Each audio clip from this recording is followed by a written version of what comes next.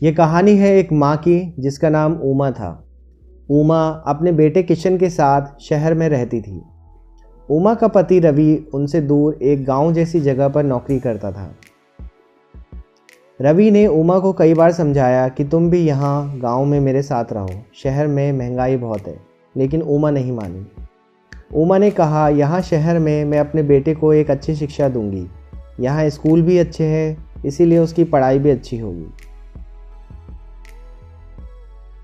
रवि उमा को हर महीने घर खर्च के लिए पैसे भेजा करता था।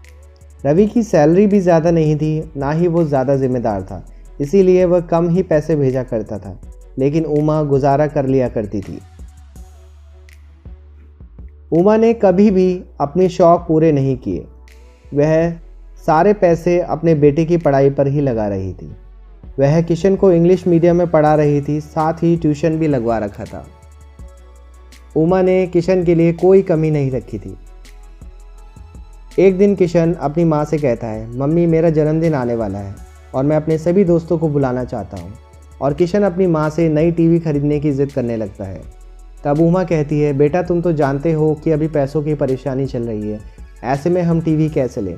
तब किशन कहता है, मम्मी मेरे सभी दोस्तों के वहाँ टीवी है, अगर मेरे दोस्त मेरे जन्मदिन पर आएंगे और वह देखेंगे कि मेरे घर में टीवी नहीं है तो वह क्या सोचेंगे। किशन की इस बात से उमा सोच में पड़ जाती है। ना ही उमा अपने पति से यह कह सकती थी कि ज़्यादा पैसे भेजो, और ना ही उमा अपने बेटे का दिल तोड़ना चाहती थी। किशन की बात से उमा काफ़ी ज़्यादा टेंशन में आ गई थी। अभी किशन के जन्मदिन को आने में 3 महीने थे। उमा थोड़ा थोड़ा करके पैसे बचाती है और पैसे जोड़ने के बाद किशन के जन्मदिन के 2 दिन पहले ही एक छोटा सा नया टीवी घर ले आती है, जिसे देख किशन बहुत खुश होता है।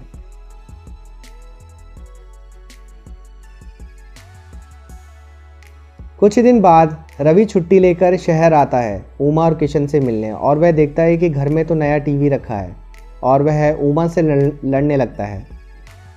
कहता है, वैसे तो तुम कहती हो कि तुम्हारे पास पैसे नहीं हैं, लेकिन यह नया टीवी कहाँ से आया। उमा कहती है, बच्चा जिद कर रहा था तो उसकी खुशी के लिए ले लिया। अगले महीने रवि उमा को पैसे नहीं भेजता और उसकी जगह टीवी खरीद लेता है। उमा रवि को फ़ोन करती है और पैसों के लिए बोलती है। तब रवि कहता है, मैंने भी इस महीने नया टीवी ले लिया है और मैं तुमको इस महीने पैसे नहीं भेज पाऊँगा। और यह बोलकर रवि फ़ोन काट देता है।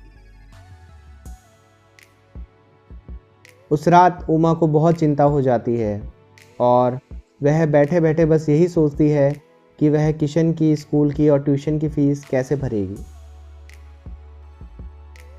अगली सुबह उमा अपने भाभी के घर जाती है। उसकी भाभी भी उसी शहर में रहती थी। उमा कहती है, भाभी मुझे कुछ पैसे उधार चाहिए, मैं आपको अगले महीने लौटा दूंगी।